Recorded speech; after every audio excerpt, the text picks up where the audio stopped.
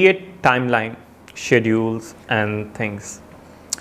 It's like something you have invite many people, what value you are adding, because you are taking number of people on time, and you have to set your timelines that this time will be start guest opening speech and this seminar, this workshop on the 6th thing on their timelines with them. As same in conferences and virtual world, you have to fix your timelines, which is best time to connect with the engaged audience and decide whenever the people have something to share.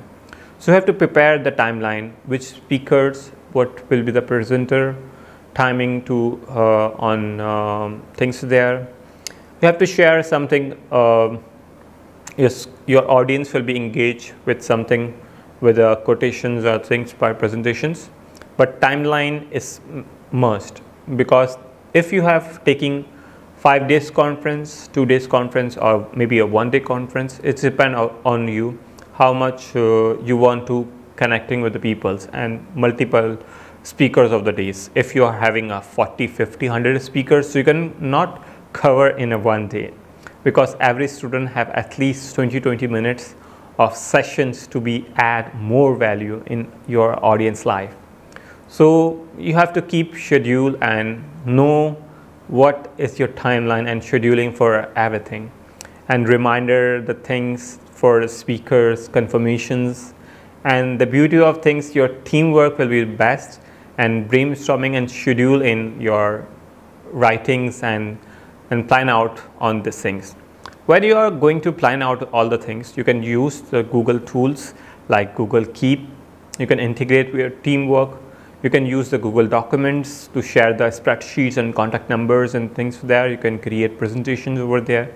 So Google is a good platform to utilize your online and connecting with there. So with smartly work in a digitalization world and more, you can connect with something amazing, and people have to admire your conference is going to smooth.